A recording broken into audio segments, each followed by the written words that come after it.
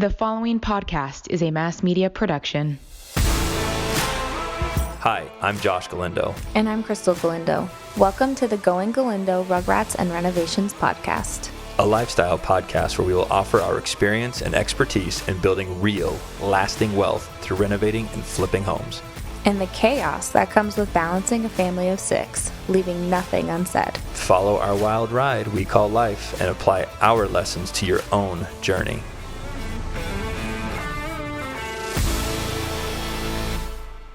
How are we doing today, honey? I feel like I just say good every morning. I'm a little tired today. You know, maybe that says something. Have you ever actually said good and you feel bad? Yeah. Really? Okay. Well, let's be honest today. How do you feel? I'm just a little tired today. A little tired. But I feel good. What are you tired from? I don't know. You know what was funny is last night I couldn't sleep, all for good reasons, not bad. I think I was really excited about Brian Head. And so I'm sitting in the purple chair next to the slider in the bedroom. Yeah, like a creeper watching me sleep. I wasn't watching you. But I felt like like I'm sitting in the corner. It's like I'm on a perch sitting in the corner. Yeah. In the upper corner. No, so I'm sitting there, I'm playing on my phone. What was really cool when I kind of didn't want to go to sleep was, you know how we could see out of our slider? Mm-hmm. Our backyard, the direction that our slider faces actually opens up to like all the custom homes in the community. Mm-hmm. I think we got lucky with that because the rest of the yard backs to a house. And it just teases you. Yes, every day I'm like, how do I get over there? No, I'm very content with my house. Okay, good. But so it was like an unobstructed view out to the street and everything behind us. And there was a ton of fog just floating over the covered patio. I swear to you, it was floating over the covered patio, over the trees. It was like so calming, and the little breeze was nice. It was awesome. So here's where it gets funny. Is this at like 4 in the morning or 3 in the morning? That was it. I woke up at midnight and went back to bed at 1:48, 1:45 or something like that, listening to Call Saul. So I'm sitting there on the chair, going through emails, getting caught up, and I hear, I'm like, bitty footprints. I'm like, which one is it? And I see it's Kinsley, and she walks up to the side of the bed, and I'm like, I go to record her because I'm like, I always talk about how she grabs the first water bottle and chugs it, and you just hear it popping. Yeah. Yeah. You know, all the way down. She sucks because she don't let any air in. Right. So she just sucks so you hear the whole bottle go. Yeah. And then when she lets her mouth off, it goes. So I go to record her, and of course the flash shoots on. Oh my God. Scares the crap out of her. But she was so out of it. Anyway, I quickly turned off the recording because I didn't want to wake her up too much. But it scared her. She set down the thing, and then I'm like, Crystal's for sure going to wake up. A flashlight goes on, water bottle goes off. Anyway, she drags her little bed closer to you and goes back to sleep. So that was cool. I woke up another time and she was next to me. I was going to put her on the ground, but I was like, no, it's her birthday. I'm not going to put her on the ground. Yeah, because today is her formal 4th birthday. Yeah. So I'm going to say something really quick. We do have a topic for today, but I'm going to go into a few other things. So Krystal had a chemotherapy session last Wednesday. Yeah, so 5 days ago? 5 days ago. 6 days. Which was Thursday, Friday, Saturday. 3 days later, she had to put on Kinsley's 4th birthday Party. And just to give a visual snapshot for those that didn't attend, most of our listeners probably attended. Hopefully most of them didn't, because I think we have more people that listen than know us.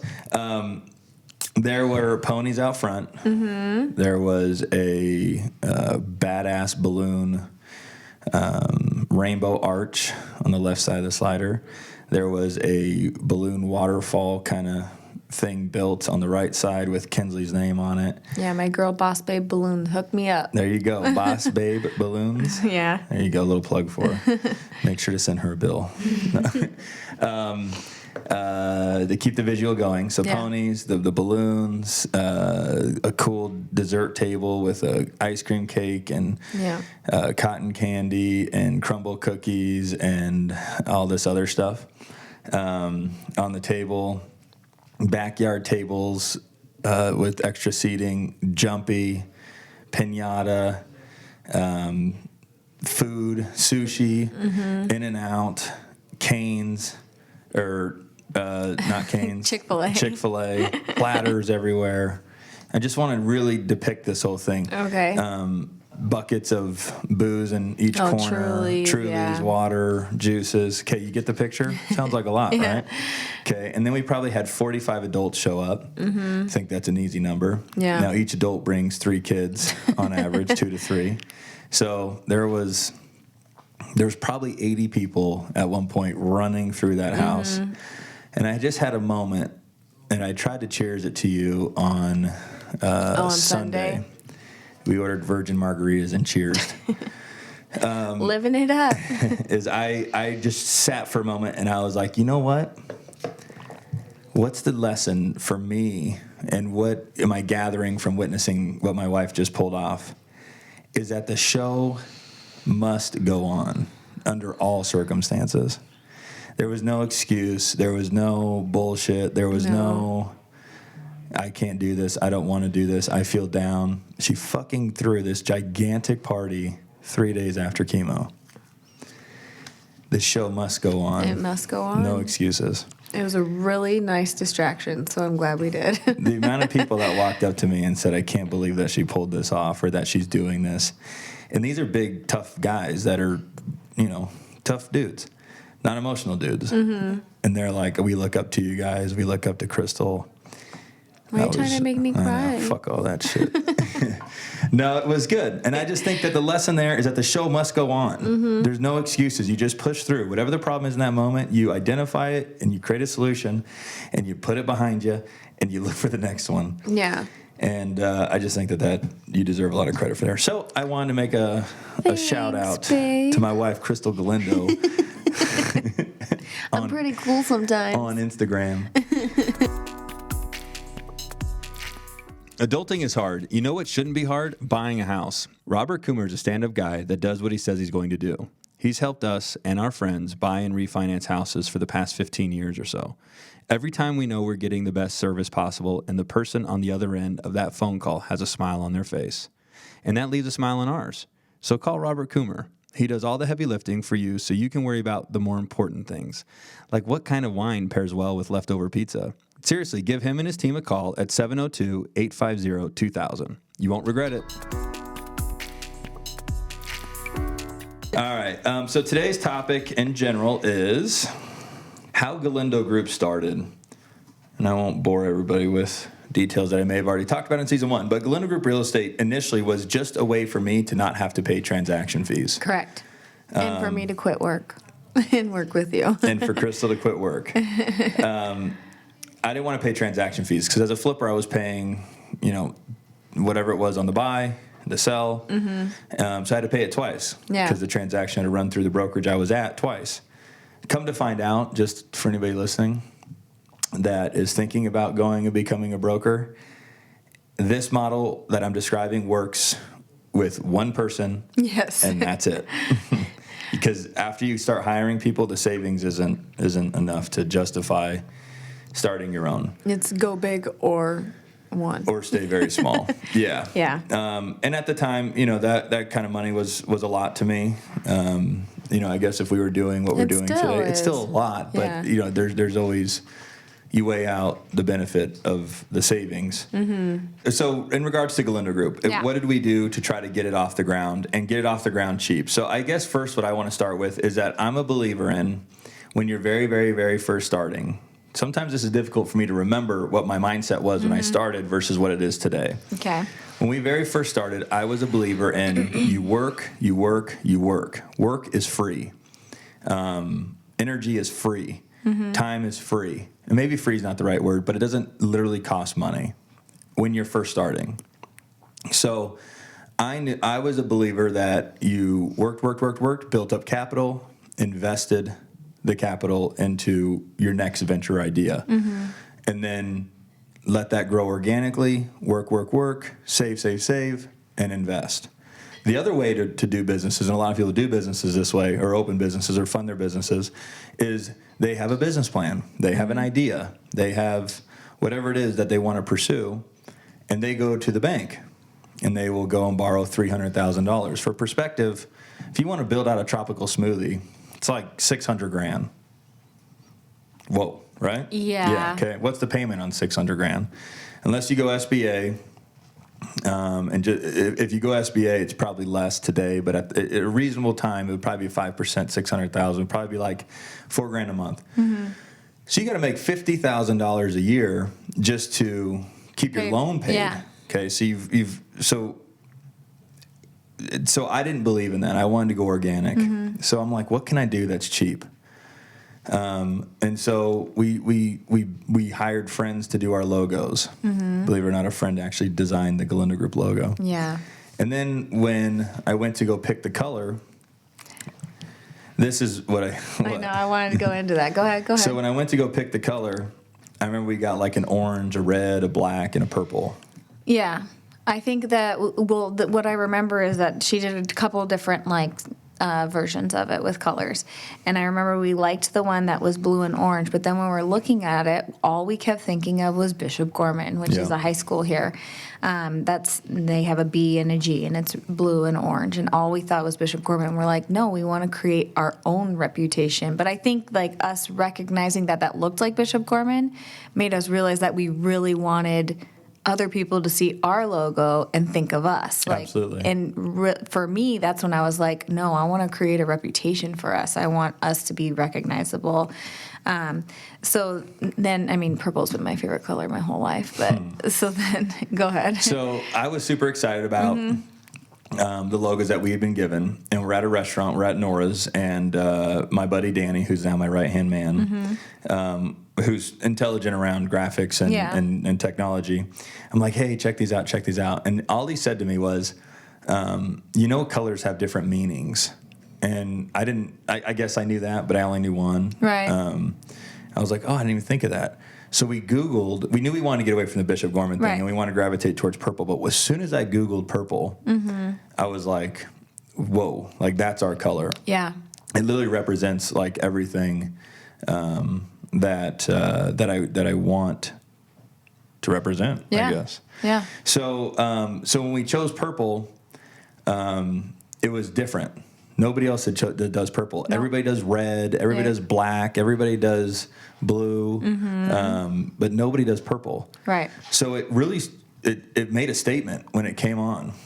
And something I want to tap on, I'm going to kind of jump ship here for just a moment, is obviously there's a lot of value in listening to outside influence to try to gain ideas and get information. But if you just are super, super self-aware of your surroundings and what you're experiencing as a consumer or a person, all of the answers are within your own life. A lot of them are. So instead of me calling a marketing company going, what do I do? And they tell me, do purple. I was like, I'll just Google purple. How does that make me feel when I read the description about it? I felt good. I think purple's good.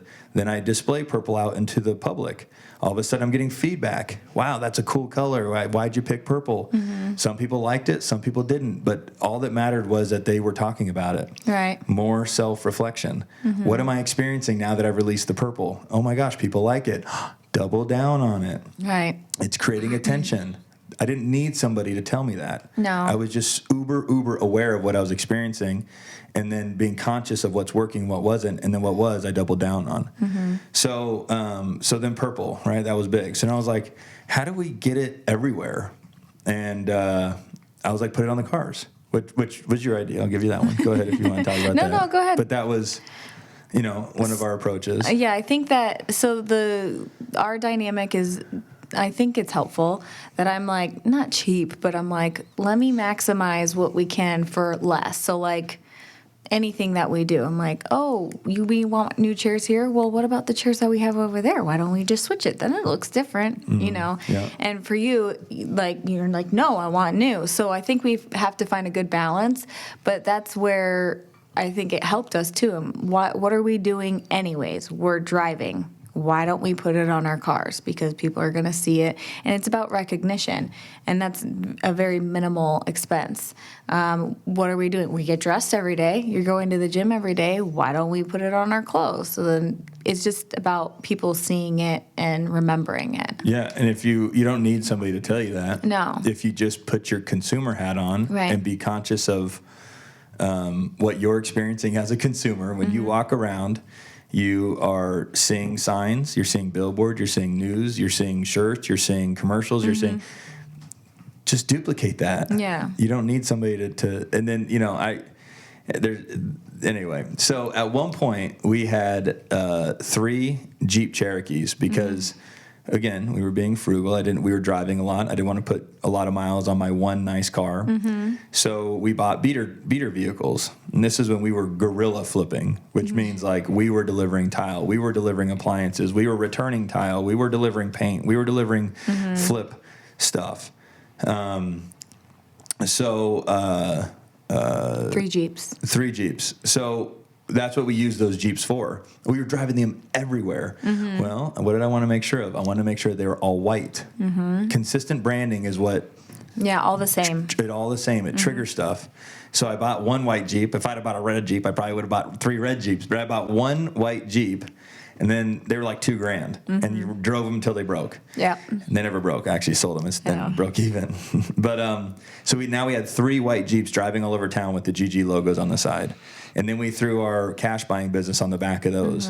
And then on my nice car, I had the G's on the side. And then I started saying to myself, and you'll figure this out. I just asked myself, how do I make sure that I'm always being seen? I'm conscious of always being seen. Because it's free. This isn't an attention grab just to stroke my own ego. This is free marketing. And you'll attest to this. It started back when I was in my early days, but I really use it today. So I bought so much stuff from Lowe's and Home Depot that when I drove up there, I parked right in the front. I parked like where the shopping carts were. Like literally, you could look at the Lowe's sign, look down, and then my Audi was sitting there with the GG signs on it. And then I was like, people, you can't park there. They would tell me, you can't park there. All I heard was, I got your attention. I didn't care if I couldn't park there, but I was like, shit, it worked. Yeah. Okay, so that was my new thing. Then I was like, why would I park in between 2 cars if I just wait 3 minutes anywhere I go, the gym, a restaurant, whatever it was, valet at downtown Summerlin? Why wouldn't I give the guy $10 and say, keep me up front until I get back from lunch? Every person coming and going at downtown Summerlin walked by the cars, looked at the logos. Every time I go to the gym, I'll circle that parking lot 3 times. Before I take every parking lot 3 times. Before I take a shitty spot. I'm always looking for the end caps because the logos can be exposed and a car can't park next to me. Every person at Tivoli Village this last weekend walked by the Tesla and looked at it. Every person that was at the gym today walked by the Range Rover and saw that I was on an end cap and saw it. All that is free. It just takes a little bit of creativity and conscious thinking in your mind. So that was a big part of how we kept getting the brand out. Yeah. And then we were like, we started doing social media stuff and pushing it that way. Okay, we're going to take a quick pause to shout out a few of our sponsors. Hey guys, if you're looking for a jeweler you can trust for all of your jewelry needs, the Jewelers of Las Vegas is the place to go. They have the largest selection of diamonds, engagement rings, and jewelry in Las Vegas, and they carry luxury watch brands. The Jewelers of Las Vegas has been Nevada's most trusted jeweler since 1976. They're family-owned and operated, and they are dedicated to giving the best customer service. They specialize in custom design, and I love that they have their own manufacturing facility on site here in Vegas. So they do everything right here. Most importantly, they will always take care of you. You can go to their website at www.thejewelers.com or call or text 702-382-1234 for more information or to see their locations. Tell them Josh and Krystal sent you. After all, it is where I got Krystal's engagement ring.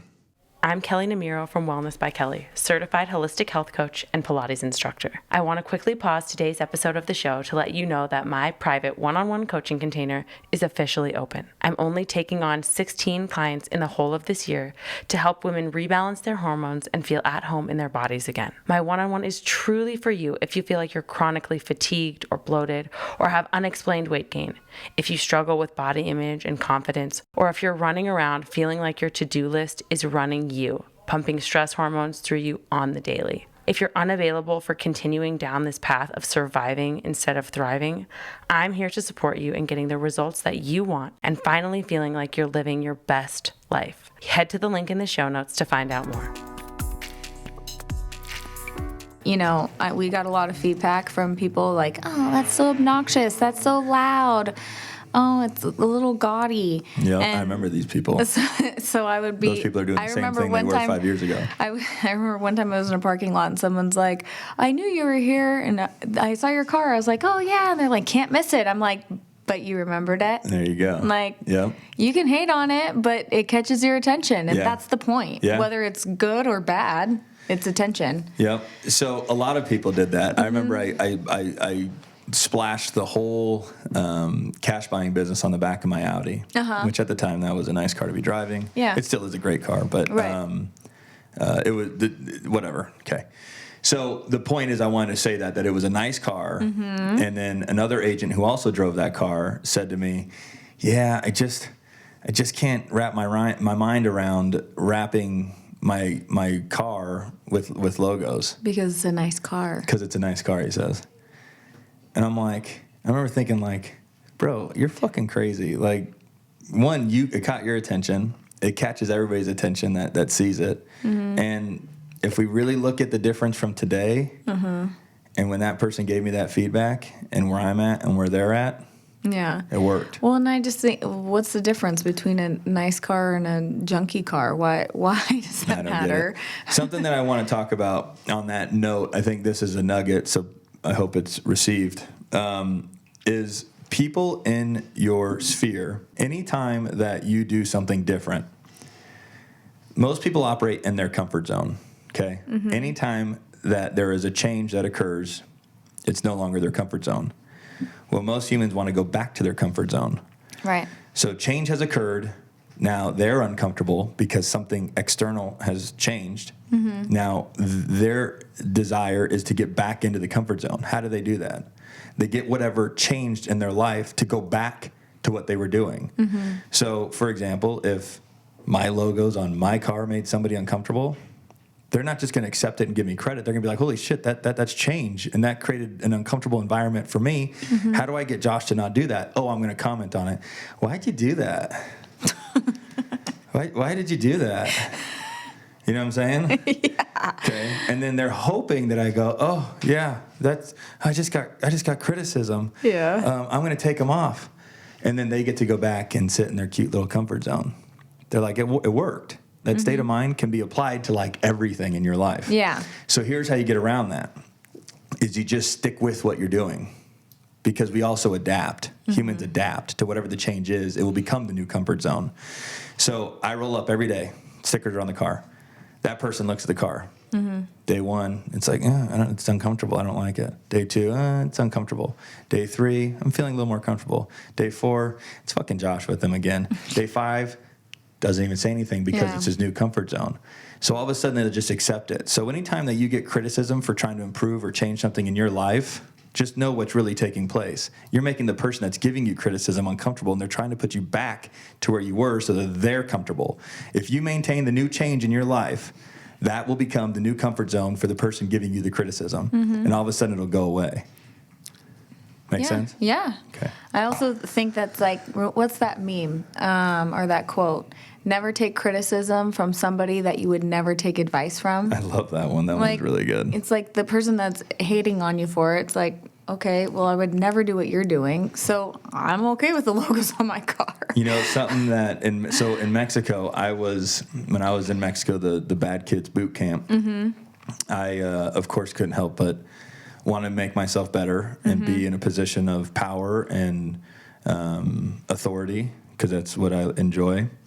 So I worked my ass off, and I eventually was in charge of 148 boys, which was 50% of the whole boys side. And when I say in charge of, you can only imagine how many rules there are in a lockdown type facility. And so I enforced the rules because that was my job, and I wanted to do my job well so that I kept my job. Well, most of those kids, the younger kids that didn't want to follow the rules, that were still new to the program, didn't like me. Okay. So I got hit with a lot of criticism. These guys would use everything in their power to beat me down. I didn't give a shit. But anyway, as I'm leaving and graduating the school, one of the other kids that I was passing the baton on to gave me a letter. And he said, don't open it until you're on the bus. So I opened it, and I was on the bus.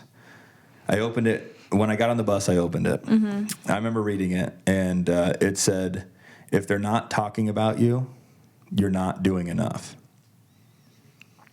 If they're not talking about you, you're not doing enough. So if you're not being talked about, Yeah, you're not doing enough. you're not doing enough. And I really took that and never forgot it. And so when I do loud or, I don't want to say obnoxious because that's got a negative tone to it, but loud things that create attention, it's on purpose. Yeah. And if it makes you uncomfortable, I'm really sorry. You're like, good publicity, Right. bad That publicity. means it Doesn't worked. matter. It's publicity. So let's keep, okay, so those were kind of some of the guerrilla tactics that Yeah. we did. You know, I guess our real estate signs, another Yeah. place that I advertised who we were in our services. You know, most of these other real estate companies wanted to play it safe, wanted to make sure nobody criticized them. So their real estate sign would say for sale, broker's logo, phone number. And here's a nice professional picture. And here's a nice professional photo of me in a suit. But if you want to stand out, you have to do it a little bit differently. Yeah, so I paid a guy $5 in India to take a photo of me and make it a cartoon. You know where I learned that? I didn't just copy I know. another realtor. I was leaving Bob's Furniture Bob's Furniture on Charleston. on Charleston 215, and I I'm know. like driving out, and I see the flags, and I'm like, that caught my attention. Yeah. That caught my attention.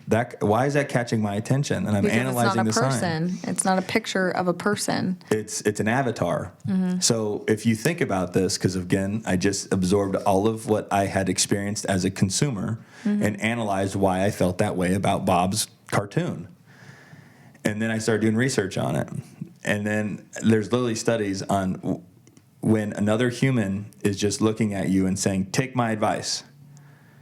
Well, if you don't know me, you don't really trust. Most people don't organically trust other humans. Right. So now it's like, I don't want to take your advice because I don't know you. Yeah. You're just skeptical. You're skeptical. When you convert it to an avatar or a cartoon or a character, it eliminates that human-to-human distrust. So if you think about it, Geico, little lizard, that's the one telling us to buy. Okay? If it was a person, we would be like, who the fuck's this guy to tell me what kind of insurance I want? But a Yeah. Geico lizard, you're like, I'll listen. It's a fucking lizard. How can it hurt me? Liberty Mutual, that big The ostrich. big ostrich. of it, yeah. I'm sure there's many out there. So I was like, okay, well, if the big guys are doing it, then it must be working. So then I created the cartoon. And the cartoon's cheaper than professional photos. Yeah, and it's cheaper than professional photos. So those are just other guerrilla tactics. Can you think of anything else that we did that was cheap? I branded everything. I wanted my I know. emails branded. Obviously, we have a website, Instagram.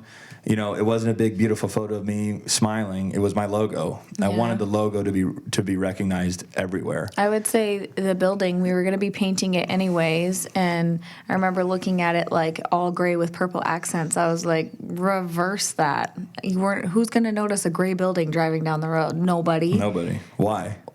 Because it fits in. Exactly. It's uniform. Yes. It's what everybody else does. That's right. And I'm like, in my mind, I remember the pink building, the ticket, Terminator, or whatever. Because you put your consumer hat on. Yeah. And you said, what did I experience when I drove by that pink building? You experienced I remember something. where that is. It's Right. on Trop and Rainbow. Close. Flamingo. Oh, Flamingo, whatever. Right there. So I was like, no, we got to be purple. That's what's going to stand out. So here's what's funny about that. is the county actually, when we went to get our permit to put up our LED sign. The marquee sign. Yep. The county said you can't paint your building purple. Right. And it was already purple. They said, could you imagine if we just let everybody paint their buildings whatever color we wanted? It'd look like Mexico. It'd be green and yellow and purple and red and all up and down. A rainbow. So instead of just rolling over and going, the powers at be said I can't have a purple building. Yeah, all they did was say, you can't do that. I just photoshopped the building white and resubmitted my application, and they approved it. And I've never heard anything you're like, since. yeah, I'll paint it back. Yeah, I'll paint it back. So if I get caught, then I'll paint it. But so that's the point is I didn't let it stop me. It was a bold marketing move, and now it's very easy to go when you drive by Durango and Flamingo. There'll be a purple building, and you'll recognize us. It really helps me with my Postmates deliveries. It's free attention. Hey everyone, it's time to tell you about one of our sponsors, Nick Marietta at Southwestern Custom Construction. Nick does it all. He's got a construction company, a wholesale business, and a flipping business. He's someone you can count on, and the best part is that there's no job too big or small for him. Nick is your guy. If you need help with a complete flip or even a small renovation project, you can reach Nick at 480-235-8148 or find him on Instagram and Facebook at The Real Nick Marietta. So those are some of the guerrilla tactics that we did. But the whole point was that I didn't say, hey, I have this vision, bank, send me this money. It's an unproven vision. And if you really want to grow organically, you want to do it with as little debt as possible. Get your bearings first. And then once you have your bearings and you have a predictable model, now you can use the influence of capital, the gigantic influx of capital to propel and accelerate your growth. But when you're first starting, you don't know what you're doing. Don't fool yourself. We didn't know what we were doing. No. It was all a wing it moment. And when you borrow money, you don't spend it like it's yours. Right. What I was going to say is that when you grow organically, you're building your confidence too, and you don't realize that how much that confidence is going to help you grow to be bigger. Because when you grow organically, you know, like, okay, I made it here all by myself. Like, okay, then you can take the next step. If you have all this leverage, you're anxious. You need to make it work right away, and then you don't have the confidence behind any ideas that you're doing because you don't know if they're going to work. And I think that the confidence part's a huge part, and you own it. You own it when you build it organically and you're confident. And yeah, agreed. So I'll say this: is Galindo Group Real Estate has zero debt. Correct. Zero debt. Okay. Other companies are saddled with debt. We don't have any debt. No. So we own our building. Does anybody know what equity actually stands for? It stands for ownership. So when somebody says, I have equity in my home, what they're really saying is, I own a section of my property. The bank owns the rest. You said we own our building just right before your last sentence. We don't own our building. I know you're manifesting it. Sorry, I misspoke. My mind's already in it. We're not gonna cut this out. No, I just misspoke. I said that we own our building. Yeah. I meant to say business. That's what I meant to say. Okay. I'm like, where's the B coming from? But I'm actually working to buy the building right now as we speak. That was a subconscious manifestation. Yeah, I already believe it. Shit, I already own it. No, I do not own the building, but I am under contract to purchase it. So that's why I was saying that. So those are some of the guerrilla tactics. So something else that I want to go into on this note is, why are we in business? I think this is what I have identified because I've sat with other business owners, and when I heard how they're running their businesses, it didn't seem like there was ever an end for them. Or their strategy was to build the business and sell it. The problem with that strategy is this world is changing all the time. Okay? Yeah. Let's say that your strategy was to build the best blockbuster Vegas has ever seen. And you spend 20 years building it and building it and building it and building it because one day you're going to sell to Blockbuster and you're Las Vegas rent-a-tape. I don't know. Okay. And your goal is to sell to Blockbuster one day, and that's your retirement. The reason I don't believe in that approach is because the world evolves. I don't believe Galindo Group Real Estate is going to get bought one day, and that's my retirement. I just don't think that's going to happen. I think that the real estate industry will evolve into a totally different industry where a brick and mortar Galindo Group Real Estate model is obsolete. So always think about that. Can your industry become obsolete? And even if you're thinking super far in advance, it could still become obsolete. Yeah. So what I try to do is I build my businesses to fuel my retirement. So I want Galindo Group Real Estate to spit off cash. I don't care if I'm not the flashiest guy in town or if I'm the most, if it looks like I'm the most profitable guy in town. I don't want that. I want Galindo Group Real Estate to make a chunk of cash, and I want to suck it off the table and stick it in my pocket and go and buy something that will generate retirement for me. In our case, it's rentals. So I reversed engineered it. How do I retire? I said I need cash flow that comes in without getting out of bed. What is that? What asset can produce that for me that I know? Rentals. Okay, so how do I buy more rentals? Well, I need cash. Right. How do I generate more cash? Build more businesses that generate cash. So I was like, okay, Galindo Group Real Estate, Galindo buys houses, Galindo Group Consulting, Galindo Group Investments. That's all of the 4 different businesses that we've got. How do I suck as much cash away from the business now and go and put it into that cash flowing asset that is intended to ultimately create retirement for myself? Instead of obsessing about building Galindo Group Real Estate, Right. Trust me, there's been enough money. If I chose not to buy rentals, I could have 500 agents in this building.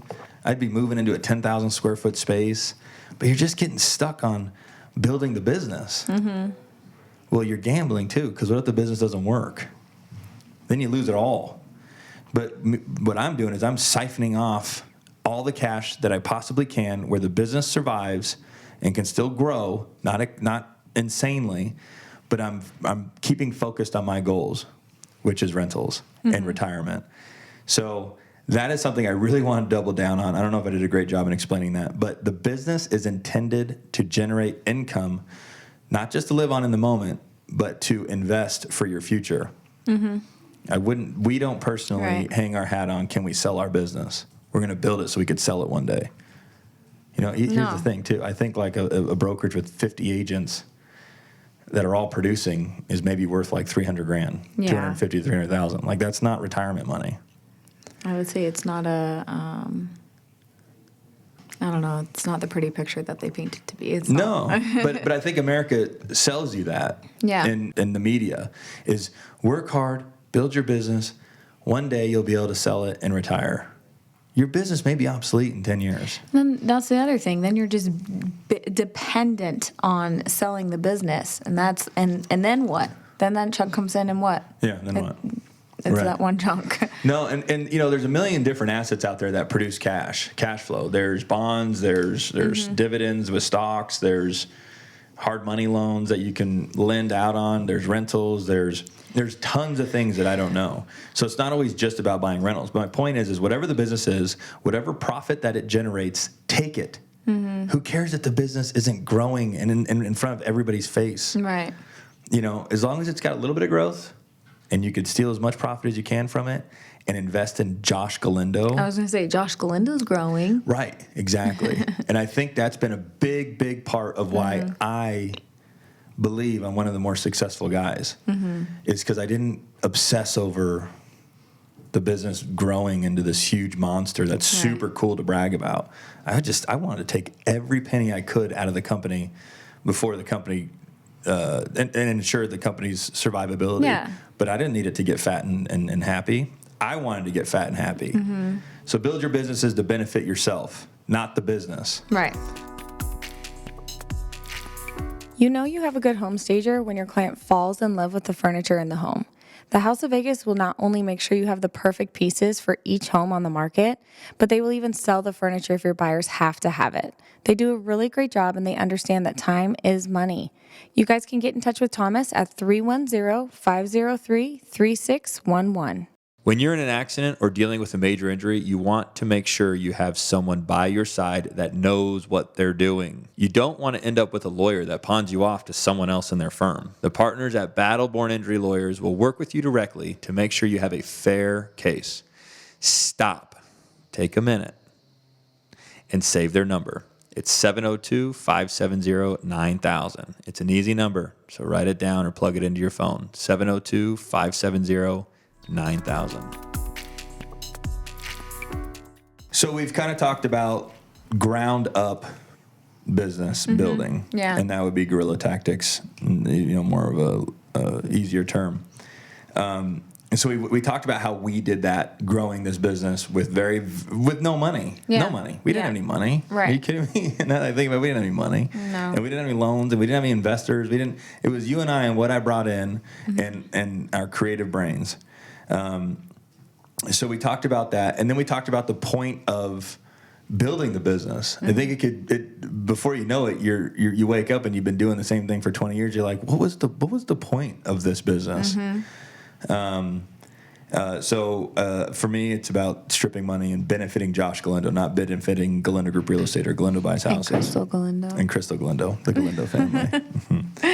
All right, so now let's roll into, now that we've progressed a little bit and where we are today is culture and then leaders and delegating. Yeah. Okay.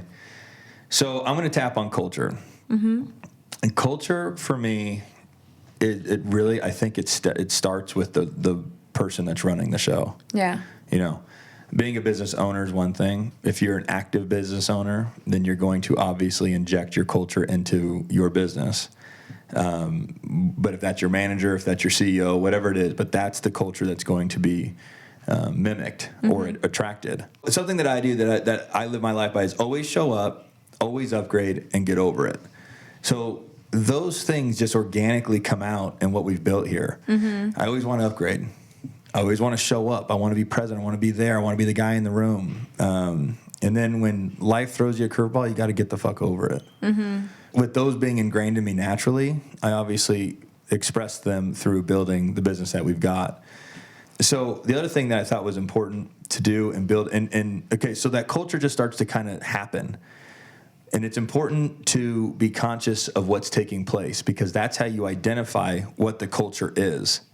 And then once you've identified what the culture is, obviously, if you like it, now you can kind of hone in on it and double down on the culture that you've identified. But I don't know if you just go into a business and go, I want my culture to be, and then you spell it out, and then you're forcing that to be the culture. I just think if it's not organic or real, I don't know how you maintain it. So that's why I'm saying you kind of open up, you kind of see what the culture is, the direction starts to vibe, you stand back, you look, and you go, what am I creating here? If you don't quite have a vision on it or you don't have a read on it yet, then you just keep vibing, you keep doing your thing, and you stand back and you observe. And once you've done enough culturing and you can stand back and identify the culture you've created, if you like it, now you can double it and duplicate it and double down on it and reinforce it and build it. I think something here, I'm looking around the office right now. Human being number 1, skinny jeans, high tops. Human being number 2, Nikes, sick Nikes. Some joggers. Let's see what else we got cooking here. Tory Burch sandals. What's the tall boots? They're just boots. Okay, boots. Like knee-high, thigh-high? I can't see them. Doc Martens. Oh, yes. So right there is a demonstration of the type of culture that we've got, okay? And then there's some brokerages where you are required to walk in with a suit and tie every single day.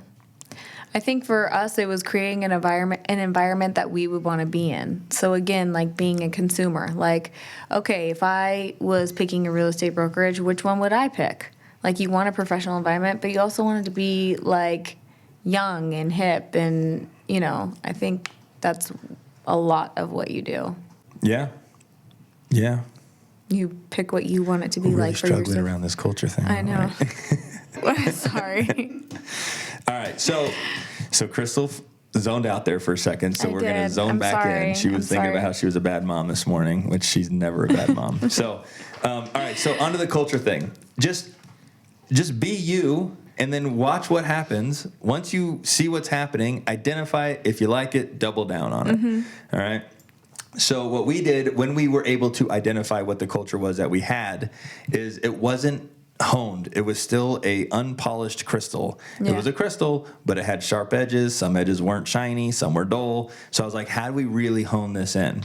And something that I did at that point was we got to create core values. Yeah. Core values are great because you can hire on core values and you can fire on core values. They really empower you to say, this isn't the direction that I want the company to go.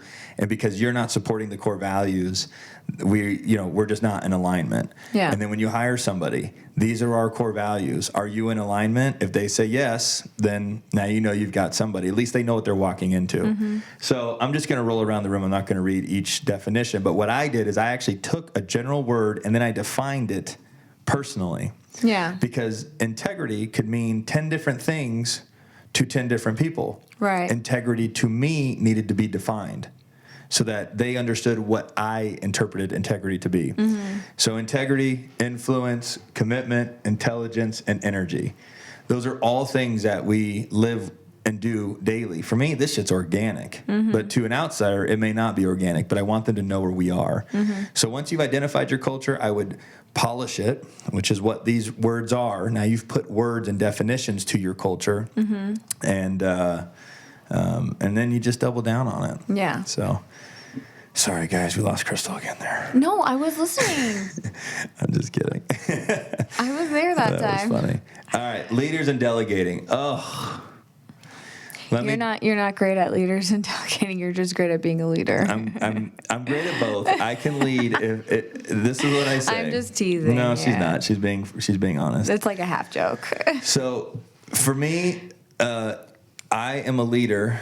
If I look around the room and I say to myself, I am the best at the topic or the challenge at hand, then I have no problem weaseling my way to the top of the pack and going, Right. let me take over. If I look around the room and I go, the task at hand is way out of my league, then I have no problem supporting the person that did nominate themselves to take on the task. Yes. So I'm a great chief and I'm a great Indian, and I will own that immediately. People will think I'm only a leader. Well, then do better, because then I'll follow. So leaders and delegating. So this is a tough one, and it's probably the hardest thing about the business, because I want to be totally honest and transparent, give credit where credit is due. I could tell you that Galindo Group Real Estate's success wouldn't be what it is without the people around me. Oh, yeah. No. Hands down.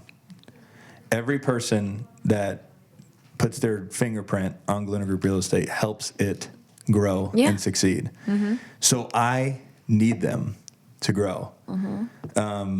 It's difficult, though, to run a business because sometimes, most of the people in our business, that work for our business, don't have any downside. Right.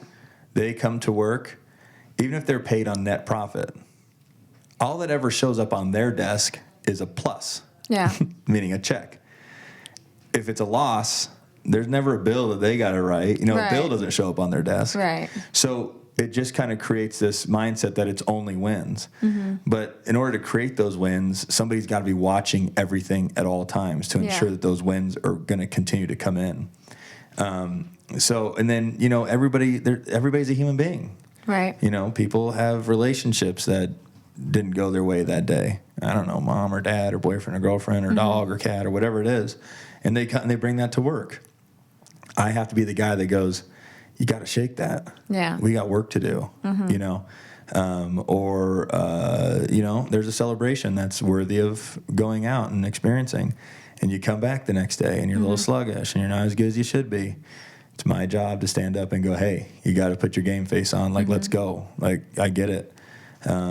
There's days where people's performance just simply isn't what it should be. Well, I still have to write that check to them in exchange for poor performance. Right. And then you got to balance that out. Okay.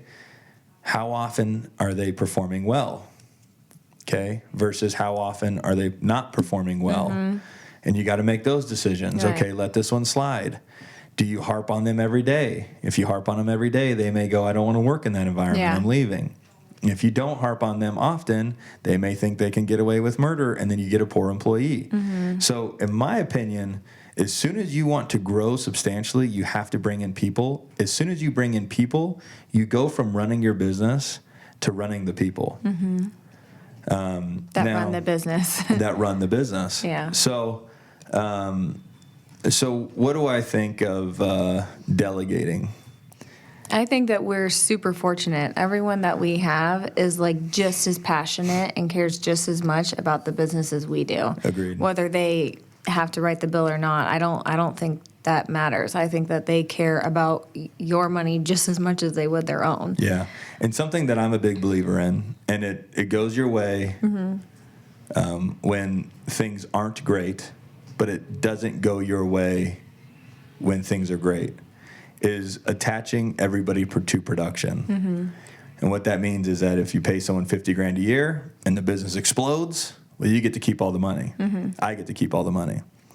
If you're paying them $50,000 a year and the business sinks, they still get paid. That's the win in the two different directions that I was describing. So I'd rather everybody, when a rising tide lifts all boats. So when Galindo Group Real Estate does well, everybody in the office is doing well. Every single person in this office is attached to production. Right, and then they're more motivated to have it work. Yep. And I want to double down on what you just said.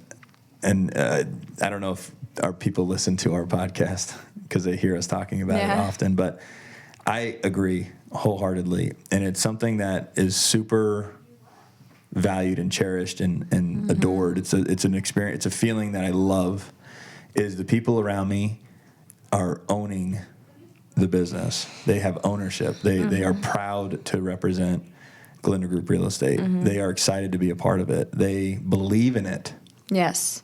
You know, and so for you going to hire somebody, I want you to hire people that will believe in your business. An employee, you can have employees, but they better be the lowest paid people in the business. So and with the least amount of tasks, where they could just be turned and burned. Which we don't really have. Which we don't have. There's nobody here. Everybody in here is making incredible money. And I'm okay with that, but I also expect the best from them every day. Yeah. But yeah, no, I love when Danny rocks his Galindo Group Real Estate hat, or I go to the restaurant with Trey and he's got his Galindo Group mask on, or Matt rolls up to Kinsley's birthday party and he's rocking a Galindo Group hat. I didn't ask these guys to do this. No. It's not even a requirement. No. They want They're to proud to be a because part they're of it. proud to be a part of something big. And the reality is they genuinely are a part of it. They are a part of it. That just all goes back to culture. All goes back to culture. Okay, so you either hire quick and fire quick until you get the perfect person. Or, so if you're great at coaching people and can coach people into the best version of themselves, which is where I would put myself, then you don't have to hire and fire quick. If you're not great at coaching or leading, that's okay. There's two different ways. There's probably 50 different ways. I'm not great at it. Then someone like you hire fast and you fire fast. Somebody like me, if I find something in them that I know is special and I know that they can be a better version of themselves, then I find fulfillment in pulling that out of them. Yeah. So that's why I have so low turnover. Yeah. You know, I've had everybody, most of my agents have been here since the beginning. Most of my staff has been here since the beginning, or my team. I hate to call them staff. I actually hate even being called boss. Yeah, it's a team. Anyway, so that's a little insight to Galindo Group Real Estate. I hope it was helpful. Okay, so I think that was a lot of information, and I think that we need to give like 3 bullet points, and then they can re-listen to break those bullet points down. But I like that because I'm all over the place. So I love that you are there keeping track and organizing my thoughts. So fire away. Okay, I'll let you take it from here. The first thing I would say is guerrilla tactics and wear your consumer hat. You want your growth to be organic You don't want to have paid growth because that's not real growth. Organic growth is real growth. So guerrilla tactics and wear your consumer hat. And it's going to require you to get out of your comfort zone because you're going to have to do some changes. And if you don't have change, then you're going to stay exactly the same as you are. Yeah. So it requires you to get out of your comfort zone, but just do it organically and wear your consumer hat. That's my thing because I'm like... Sounds like that was a good one. I'm the biggest consumer.